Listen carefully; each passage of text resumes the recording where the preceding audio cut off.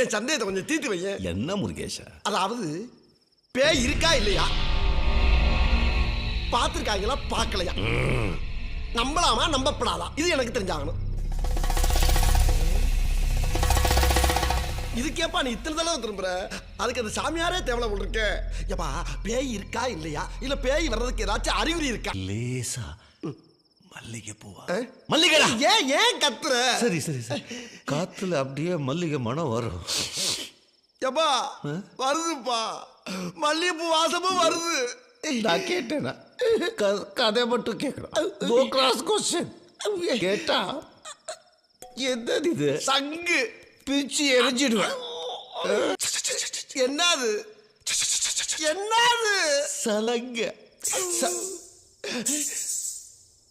ஐயோ சலங்க சத்தமும் கேக்குது.